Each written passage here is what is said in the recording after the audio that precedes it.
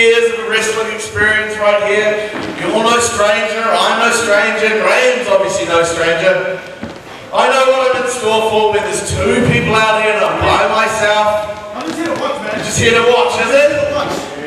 But let me do a quick prayer to the divine light himself, because whether it's 2-on-1, 1-on-1, 1-on-2, 1-on-3, 1-on-4, I'm blessed and I'm gonna find a way. And I know you're a very good wrestler, you're a very good wrestler. Hell, I might not come out on top of this, but I'm gonna give it my all. So if we may bow our heads and acknowledge one moment.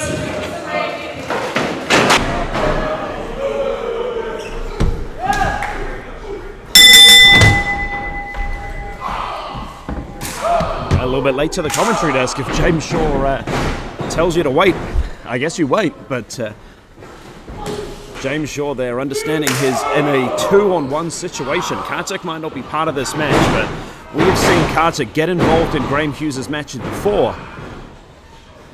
And James with a little bit of a dirty tactic there. Sneak attacking Graham Hughes before the match even began. I tell you what, James made mention of it there. Two absolute veterans of the wrestling scene, James Shaw and Graham Hughes. Graham Hughes originally trained and coming from England. Originally coming and trained from England there, where he honed his craft before coming to New Zealand, whereas James Shaw primarily a veteran of the New Zealand scene. But no matter where they wrestled, no matter where they grew up, these two guys are very well traveled, very well wrestled. Wrestled all over the country in many countries. And this is a match where both men are going to be using their veteran instincts and veteran experience to try and get one up with the other one, and really could, down to the... this match could go either way. I don't know who to call it to. Graham Hughes, a bit of a technical wizard. Extremely vicious with his submission holds and his ability to pick apart a limb. James Shaw, veteran of some absolute dirty tactics and playing mind games with his opponent. Both men extremely strong, very well seasoned, and very great at their cardio. This match could go long, and if it does, I tell you what, I wouldn't be surprised. Both men are more than capable of wrestling for the rest of the night if they have to. That's why we have time limits. But I talked about the technical wizardry of the Graham Hughes there. Targeting the left leg of James Shaw with a modified armbar. You can sort of see, I don't know if you can see there in the camera, Graham Hughes grabbing his own wrist there. Makes it a lot harder for James to counter out of that maneuver. James pushing him back to the ropes. Forcing Graham Hughes to break the hold. But Graham, again, straight back onto that armbar. Transitioning James Shaw right to the floor into a pinning predicament, but he has still got wrist control over the left wrist of James Shaw. Oh! The body weight of Graham Hughes driving the body weight of James Shaw into his own arm. And James Shaw is in deep trouble at this point. If Graham Hughes is targeting your limb, he will not let go of it. He's like a bulldog. And at this point, he hasn't let go of James Shaw's wrist for more than a couple of seconds before he's executing another maneuver. And that's the sort of strategy that makes it very hard for James to counter out of any hold that Graham Hughes has. And Graham Hughes, extremely good. And there we talked about the handicap match that this potentially is. Graham Hughes extremely good at distracting a referee, causing... I mean, I've been a victim of it too as a referee in the past. Extremely good at distracting the referee so his underlings can do a dirty work. And Kartik straight away back on the offense onto James Shaw's left arm. James Shaw staring daggers at Kartik at the moment.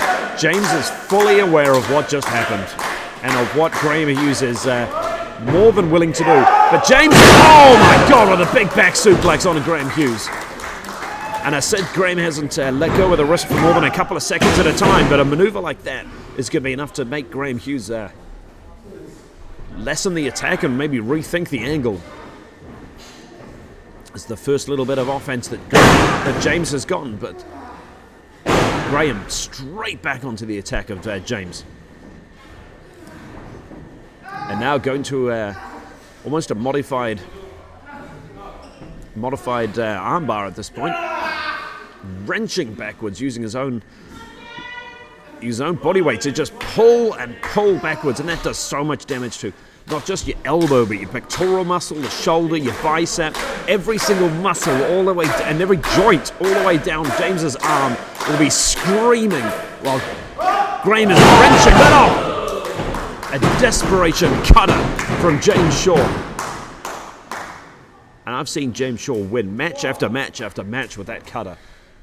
And Graham has not moved, but James is not able to take advantage of that maneuver. James really struggling to get to his feet, struggling to get his breath back. The left arm has got to be in absolute agony. Finally getting to a cover, but Graham conscious enough to kick out at 2, and you have to know, if James had gotten to that cover seconds faster, this match would definitely be over. I have seen James win so many matches with that cutter. Oh my God, the strength of James Shaw. As they said, he was a strong man before, hoisting Graham Hughes up. But Hughes again, straight back onto the offense, straight back to that injured arm. And again, distracting the referee, causing a distraction for the referee to grind his forearm against the face of James Shaw. As I said, James Shaw is a masterful tactician and masterful with his dirty tactics when he needs to be. But Graham Hughes knows exactly how to play a referee, exactly how to position a referee, and take every little shortcut he is willing to take. And Graham Hughes now berating the referee for not getting quick enough to James to ask him if he submits. James there, desperation. Oh my God! A desperation driver onto Graham Hughes, and again, a big maneuver off James Shaw, potentially match-winning maneuver, and he is unable to get the cover and get to the pin. James Shaw trying to will himself back into the match, but Graham Hughes has barely moved, and this is heartbreaking to watch. Potentially a second time that James Shaw could have won the match, but is unable to get to the pin. Graham Hughes kicking out, having plenty of time to recover. Interesting fact about these two as well, both veterans of New Zealand wrestling, as I've mentioned before, but neither of them have really faced each other in one-on-one competition. This is a first-time match. They've faced each other in multi-man matches many times, both tag and fatal four-ways, one of which I was a part of. But not one-on-one, and James Shaw there to disrespected Graham Hughes using his own finishing maneuver. Using his own finishing maneuver to try and shake out James Shaw. But Graham Hughes again grabbing the referee and using the referee and the ropes to try and get the win. Kartik, I couldn't quite see through the referee. I think Kartik snuck back into the ring, was going to execute the spear. His vicious spear, which has cost Graham Hughes' opponents many matches before. James Shaw ducking the kick. And a desperation roll-up. Gets the win. Your winner of the match, James Shaw. And maybe winning the match, but Graham Hughes turned out the lights of James Shaw with that kick.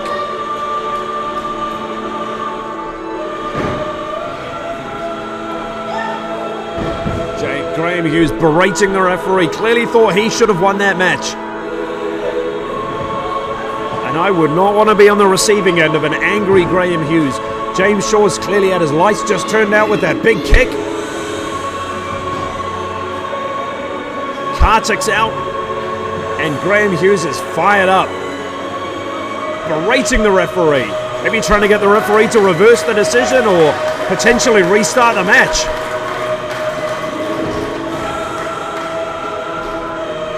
So the winner of the match, James Shaw, but he is not the one walking out of the ring.